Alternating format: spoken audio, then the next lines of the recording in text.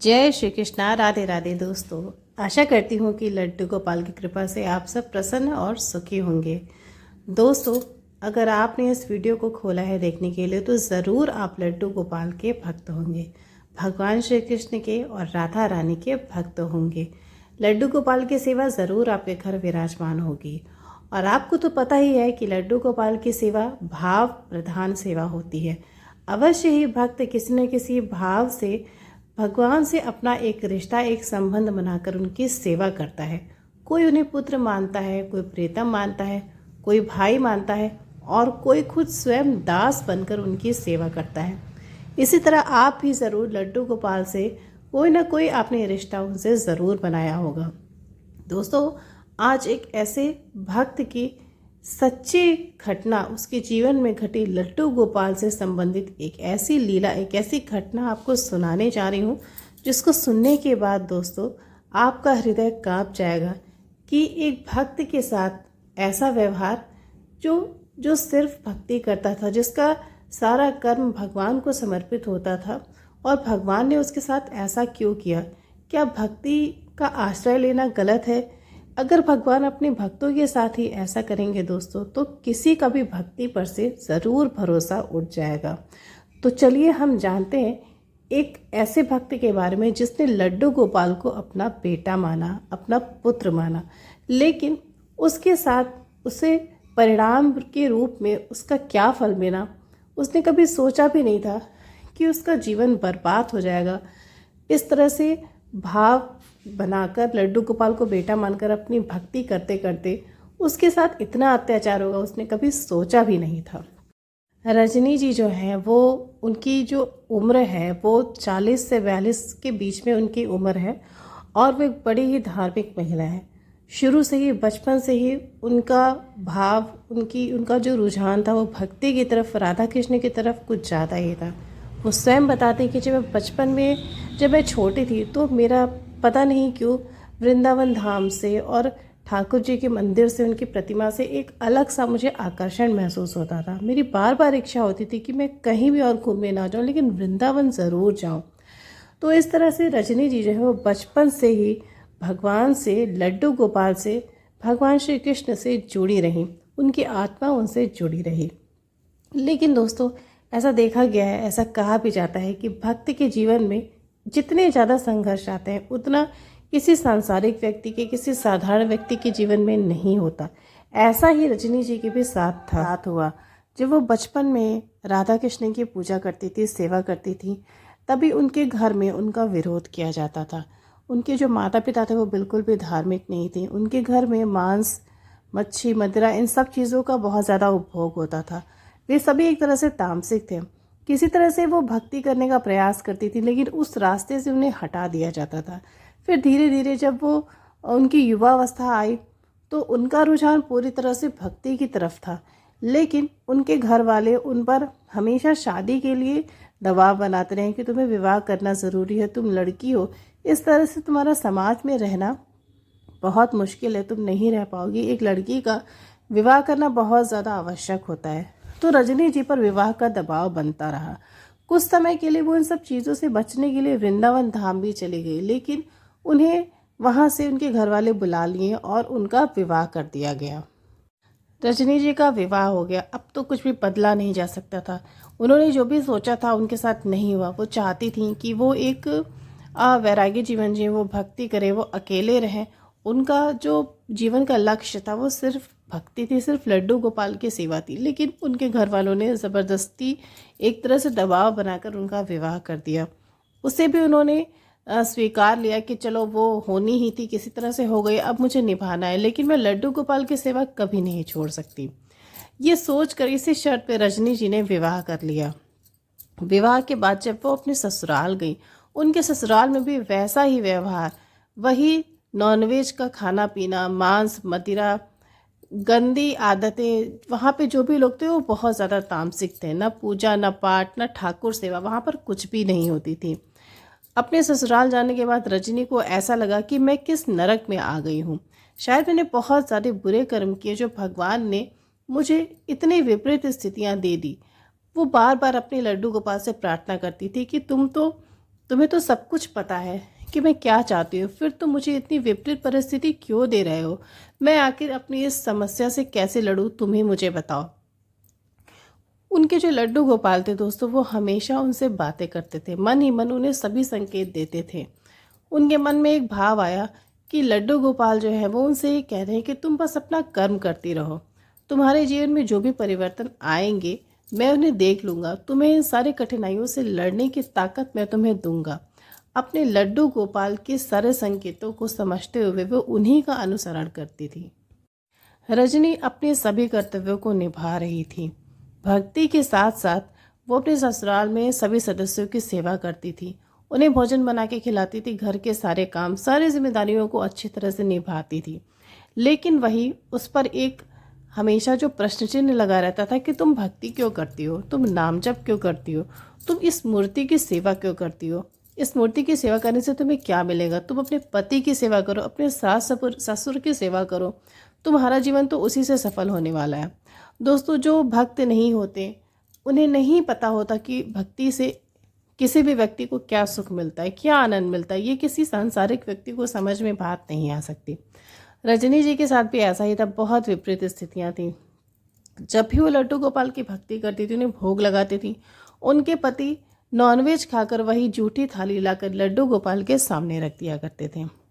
कई बार उन्होंने इस चीज़ का विरोध किया, झगड़े, लड़ाई, मारपीट तक नौबत आ गई। लेकिन जब स्थिति बद से बदतर हो गई तो उन्होंने सब कुछ छोड़ दिया कि जो भी हो रहा है वो मेरा ठाकुर देख रहा है, वो ही मेरी स्थिति को बदल सकता। अब मैं कुछ भी सुधार नहीं सकती, जो भी हो रहा है वो होने दो, मेरे लड्डू गोपाल सब कुछ देख रहे हैं। दोस्तों, इसी तरह अपनी परिस्थितियों से लड़ते लड़ते रजनी ने अपने विवाह के बाद 5 साल गुजार दिए। लेकिन अब प्रश्न ये था कि रजनी को अभी तक कोई भी संतान नहीं हो रही थी। अपने ससुराल वालों के ताने सुन सुनकर वो अंदर से इतना ज़्यादा टूट चुकी थी कि इसे हम व्यक्त नहीं कर सकते। पहले से ही इतने सारे दुख, इतनी कठिनाइयाँ, इतनी विपरीत स्थितियाँ, और अब संतान को जन्म न दे पाने का कलंक रजनी के ऊपर लगने लगा। रजनी का पति एक दिन बहुत ज़्यादा नाराज़ हुआ। उसने लड्डू गोपाल की प्रतिमा को उठाकर पटक दिया और बोला कि जिस दिन से ये मनहूस मूर्ति मेरे घर आई है, उस दिन से ही मेरे घर में सब कुछ बर्बाद हो गया है, कुछ भी अच्छा नहीं हो रहा है। रजनी की सास रोज़ उसे बांझ होने के ताने सुनाती थी। वो हमेशा उससे कहती थी कि जब तक तू इस मूर्ति की पूजा करना नहीं छोड़ेगी, तू किसी बच्चे को जन्म नहीं दे सकती। एक दिन तो आती हो गई जब रजनी की सास ने लड्डू गोपाल का भोग उठाकर नाली में फेंक दिया। रजनी की सास ने लड्डू गोपाल के वस्त्र उनके शरीर से उठाकर नीचे फेंक दिए, उन्हें नंगा कर दिया, उनके बाल, उनके आभूषण, उनकी बांसुरी उठाकर इधर उधर फेंक दी। लड्डू गोपाल को ऐसा बना दिया मानो कोई बहुत ही तुच्छ चीज़। ऐसी स्थिति में तो हम अपने प्रभु को देख भी नहीं सकते। रजनी का कलेजा उस समय कांप गया कि ये क्या हो रहा है, ये लोग इंसान हैं या फिर राक्षस, इनके अंदर भगवान के भाव नाम की कोई चीज़ है भी या नहीं। रजनी की सास रोज उसे ताने सुनाती और कहती कि जब तक तू मुझे पोता नहीं देगी, जब तक तू इस घर में एक बच्चे को नहीं लाएगी, मैं तुझे भक्ति वक्ति कुछ भी नहीं करने दूंगी। पैर से रजनी को वो मारा करती थी, बहुत ज़्यादा मारती थी, उसके बाल नोचती थी। लेकिन रजनी के संस्कार ऐसे थे कि वो कभी भी अपने सास से ऊंची आवाज़ में बात भी नहीं करती थी। लेकिन दोस्तों, एक दिन तो हद ही हो गई। जब रजनी अपने लड्डू गोपाल को स्नान करा रही थी, तभी उसकी सास आई और रजनी के हाथ से जल का लोटा लेकर ज़मीन पर फेंक दिया और लड्डू गोपाल को उठाकर फिर से ज़मीन पर पटक दिया। रजनी का कलेजा कांप गया, उसे बहुत क्रोध आया और उसने क्रोधित होकर अपनी सास से बोला कि माँ जी, ये ही मेरे पुत्र हैं, मुझे किसी भी पुत्र को जन्म नहीं देना, मैं कभी भी माँ नहीं बनना चाहती। मेरे लड्डू गोपाल ही मेरे बेटे हैं, मेरे पुत्र हैं, यही मेरे प्रभु हैं, यही मेरे पुत्र हैं, इनके सिवा मेरा इस संसार में कोई भी नहीं है। मुझे माँ नहीं बनना, मैं पहले से इनकी माँ हूँ, इन्होंने ही मुझे पुत्र का सुख दिया, माँ का सुख दिया। ये बात सुनकर रजनी की सास और बौखला गई और बोली कि ये मूर्ति तेरा बेटा है? अरे ये तो भगवान की मूर्ति है, संसार के सारे भगवान क्या तेरे बेटे हैं? तू उनकी माँ है। ये सब बकवास बातें करनी बंद कर और जल्दी से जल्दी इस मूर्ति को इस घर से हटा दे। रजनी ने अपने लड्डू गोपाल को अपने सीने से लगा लिया और बोली कि माँ जी, मैं इनकी माँ हूँ, ये मेरे पुत्र हैं, मैं पुत्र के भाव से इनकी सेवा करती हूँ, मैं इन्हें कभी भी नहीं छोड़ सकती। रजनी की सास उसके बात का जवाब देते हुए बोली कि अगर तू इन्हें अपना पुत्र मानती है, इनकी कृपा तुझ पर इतनी ही है, तो इन्होंने तेरी गोद अभी तक सूनी क्यों रखी, क्यों नहीं तुझे माँ बनाया? तू तो इनकी बहुत भक्ति करती है, बहुत सेवा करती है, इनके लिए इतनी गालियाँ सुनती है, इतने मार खाती है, लेकिन फिर भी तेरे भगवान को तुझ पर तरस नहीं आया? रजनी की आंखों से आंसू लगातार बहे जा रहे थे। उसे कुछ भी समझ नहीं आ रहा था कि अपनी सास की इस बात का वो क्या जवाब दे। वो अपने लड्डू गोपाल को लेकर अपने कमरे में चुपचाप रोती हुई चली जाती है। अपने बाल गोपाल के सामने बहुत रोती है, बहुत रोती है। उनसे क्षमा मांगती है कि मेरी वजह से तुझे इतनी बुरी बुरी बातें सुननी पड़ रही हैं, लेकिन ये सारी स्थितियाँ तो तेरी ही बनाई हुई हैं, तेरे नियंत्रण में तो सब कुछ है। तू इन सारी परेशानियों को दूर क्यों नहीं कर देता? अपने लड्डू गोपाल से बार बार वो कहती है कि अगर ये संसार यही चाहता है, मेरे सगे संबंधी यही चाहते हैं कि मेरी गोद भर जाए, मुझे एक बच्चा हो जाए, तो तू मुझे एक संतान क्यों नहीं दे देता? आखिर तू चाहता क्या है? दोस्तों, जब हम भगवान को अपना मान लेते हैं, सच में जब हम उनके हो जाते हैं, हमें ये समझ में आ जाता है कि भगवान के सिवा हमारा कोई भी नहीं है, तो कभी कभी भक्त अपने भगवान पर क्रोधित भी होता है, क्योंकि वो उन्हीं को अपना मानता है, और जो अपना होता है उस पर गुस्सा भी आता है और प्यार भी आता है। तो रजनी के साथ ऐसी स्थिति थी। वो अपने लड्डू गोपाल से खूब लड़ी, उनसे खूब शिकायतें की रजनी ने, और चुपचाप रोते हुए सो गई। 2-3 दिन तक रजनी ने लड्डू गोपाल को भोग नहीं लगाया, न उनसे बातें की, न उन्हें स्नान कराया। रजनी का पति बहुत ज़्यादा नाराज़ होने लगा उससे। वो भी अपनी माँ के भड़काने में, उनकी बातों में आने लगा, और इस वजह से उसने रजनी को तलाक देने का निर्णय लिया। रजनी से बोल दिया कि मैं अब तुम्हारे साथ नहीं रह सकता, तुम इस घर से चली जाओ। रजनी अपने पति से बोली कि मैं कहाँ जाऊँगी, मेरा इस दुनिया में कौन है? विवाह के बाद एक लड़की को उसके ससुराल में ही रहना शोभा देता है। मैं अपने मायके नहीं जा सकती, क्योंकि मेरे माँ बाप की बदनामी होगी। मुझ पर कृपा करिए और मुझे यहीं पर रहने दीजिए। कभी न कभी, एक न एक दिन ज़रूर भगवान मेरी सुनेंगे और मेरी गोद भरेगी। रजनी बहुत मजबूर थी, अपने पति के आगे वो बहुत ज़्यादा गिड़गिड़ाई, लेकिन उसने निर्णय ले लिया था कि मैं उसे तलाक दे के रहूँगा। तलाक की सारी तैयारियां दोस्तों शुरू हो गई। जो भी उसमें फॉर्मेलिटी होती, जो भी नियम कानून होते, वो सभी किए गए, और वो दिन आ गया जिस दिन तलाक के कागज़ पर रजनी को और उसके पति को साइन करना था। और लड्डू गोपाल की कृपा से उसी दिन पता चलता है कि रजनी गर्भवती है। ये खबर सुन के रजनी की पति और रजनी की सास दोनों के पैरों तले ज़मीन खिसक जाती है, क्योंकि उन दोनों ने अपने दिमाग में बैठा रखा था कि रजनी को अब इस घर से बाहर निकाल देना है। लेकिन भगवान की जो कृपा होती है, भगवान का जो खेल होता है ना, वो सब कुछ बदल के पलट के रख देता है, और रजनी के साथ कुछ ऐसा ही हुआ। अब रजनी के पति और उसके सास के पास रजनी को घर से निकालने का कोई भी कारण नहीं था। किसी तरह से वो दोनों मान गए और खुश हो गए कि चलो अब हमारे घर में एक बच्चा आ जाएगा, मैं दादी बन जाऊंगी। रजनी का पति भी अब खुश था कि मुझे पिता का सुख मिलेगा, मुझे एक संतान हो जाएगी। उसके घर में अब सब कुछ धीरे धीरे सुधरने लगा, माहौल अच्छा हो गया। रजनी अभी भी लेकिन बहुत परेशान थी। वो अपने लड्डू गोपाल को पहले की तरह भोग लगाने लगी, सेवा करने लगी। धीरे धीरे रजनी के डिलीवरी का समय नज़दीक आ गया, और दोस्तों वो दिन आ गया जिस दिन रजनी के बच्चे को इस दुनिया में आना था। रजनी की डिलीवरी हुई और उसे एक प्यारा सा पुत्र पैदा हुआ। उसके घर में खुशी की लहर दौड़ गई, सभी प्रसन्न हो गए, सभी खुश हो गए। रजनी के पति ने भी रजनी को स्वीकार लिया, उसे बहुत स्नेह देने लगा। रजनी भी खुशी थी, लेकिन उसका जो पहला प्राथमिकता थी वो तो भक्ति थी, वो तो लड्डू गोपाल थी। लेकिन उसका बेटा हुआ, उसने यही सोचा कि भगवान ने उसे जो जिम्मेदारी दी वो तो उसे पूरा करना है, और वो भगवान की देन है। रजनी भी बहुत ज़्यादा प्रसन्न रहने लगी। हॉस्पिटल से घर आने के बाद रजनी के साथ जो घटना घटी वो सुनकर आपके पैरों तले ज़मीन खिसक जाएगी। रजनी हॉस्पिटल से घर आती है और अपने कमरे में जाती है जहाँ लड्डू गोपाल की प्रतिमा हुआ करती थी। वो कमरे में जाती है तो देखती है कि उसके लड्डू गोपाल वहाँ पर है ही नहीं। वो ढूंढने लगती है अपने बाल गोपाल को कि आखिर वो गए कहाँ। बहुत परेशान होती है, लेकिन फिर अपने बच्चे के लालन पालन में वो लड्डू गोपाल को भूल जाती है।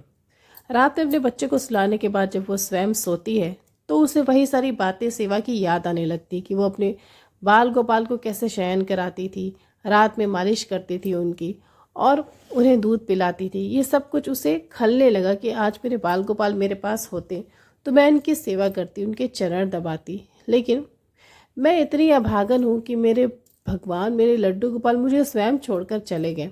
उन्होंने मेरी भक्ति को अस्वीकार कर दिया। बहुत दुखी थी। रात में वो सो रही थी तभी उसके लड्डू गोपाल उसके सपने में आते हैं और पता है वो उससे क्या कहते हैं। वो अपनी परम भक्त रजनी से कहते हैं कि रजनी, मैं तेरे पास हूँ, मैं कहीं भी नहीं गया। तेरे बच्चे के रूप में मैं तेरे साथ हूँ। जब भी मेरी इच्छा होगी मैं तेरे पास आ जाऊँगा। लेकिन जब ये लोग तुझे बाज होने के ताने देते थे तो मुझसे सहन नहीं होता, क्योंकि मैं कभी भी अपने भक्त के दुख को सहन नहीं कर सकता। इसलिए मैं तेरे बच्चे के रूप में तेरे गोद में हूँ, मैं कहीं भी नहीं। उसे समझ में आ जाता है कि उसके बाल गोपाल कहीं नहीं गए। उसके गोद में जो बच्चा था जिसको उसने जन्म दिया तो वो स्वयं बाल गोपाल थे। लड्डू गोपाल भगवान श्री कृष्ण स्वयं उसके बच्चे के रूप में धारण करके उसके गर्भ से उन्होंने जन्म लिया और उस पर लगे बाँझ के कलंक को दूर किया। उन्होंने स्वयं रजनी को बताया कि जो लोग तुझे मेरी भक्ति करने पर तुझ पर नाराज़ होते हैं, तुझे प्रताड़ित करते हैं, वो लोग अब तुझे अब पता भी नहीं चलेगा उन्हें कि तू मेरी भक्ति करती है, तू मेरी सेवा करती है। मैं हमेशा इस बच्चे के रूप में तेरे साथ रहूँगा, क्योंकि तुमने मेरी भक्ति वात्सल्य रूप में की, वात्सल्य के भाव से, पुत्र के भाव से, माँ के भाव से की। इसलिए मैं इस बच्चे के रूप में, तेरे बेटे के रूप में हमेशा तेरे साथ रहूँगा। रजनी को उस दिन उसकी जीवन भर की भक्ति का फल मिल गया। वो समझ गई कि भगवान अपनी लीला से कुछ भी कर सकते हैं, अपनी योग माया से कुछ भी कर सकते हैं और अपने भक्त का बाल विपाका होते हुए प्रभु नहीं देख सकते। वो सब कुछ सहन कर सकते हैं, अपना अपमान भी सह लेते हैं प्रभु, लेकिन अपने भक्त का अपमान भगवान श्री कृष्ण कभी भी सहन नहीं करते। इसीलिए अपने भक्त पर लगे कलंक को लड्डू गोपाल ने धुला और उसे माँ बनने का सुख दिया, उसकी भक्ति के फलस्वरूप। तो दोस्तों, रजनी को पता चल गया कि उसके लड्डू गोपाल उसके पास थे। वो हमेशा उन्हें महसूस करती थी। उसे उसके बाल गोपाल दिखते थे लेकिन और किसी को भी नज़र नहीं आते थे और सभी तो उसे बच्चे के रूप में ही देखते थे, लेकिन किसी को भी नहीं पता था कि वो स्वयं प्रभु का स्वरूप है। तो रजनी ने भक्ति में जितनी भी यातनाएं झेली, इतनी कठिनाइयाँ झेली, उसका फल भगवान ने उसे दिया। इसीलिए दोस्तों, कहा जाता है कि भगवान हर क्षण हर पल अपने भक्त के साथ उसकी परछाई बन के चलते हैं। उसे एक भी क्षण वो कठिनाई में नहीं छोड़ सकते हैं, बस उन पर आस्था और निष्ठा की आवश्यकता होती है। यह बहुत प्रसन्न थी क्योंकि उसे उसके लड्डू गोपाल भी मिल गए थे बच्चे के रूप में और उसे जीवन की सारी खुशी थी। तो दोस्तों, आपने देखा कि अपने भक्त की लड्डू गोपाल ने कैसे रक्षा की, उस पर लगे हुए कलंक को लड्डू गोपाल ने कैसे मिटाया, उसे कैसे अपना स्वरूप दिया। तो दोस्तों, हमारे लड्डू गोपाल ऐसे ही हैं, अपने भक्तों पर ऐसे ही कृपा करते हैं। रजनी के जीवन की ये सत्य घटना आपको अच्छी लगी हो तो ज़रूर इसे अपने दोस्तों के साथ शेयर करिएगा ताकि उन्हें भी भगवान की कृपा का, लड्डू गोपाल की कृपा का ज्ञान हो दोस्तों। और मेरे चैनल को ज़रूर सब्सक्राइब करिएगा। राधे राधे।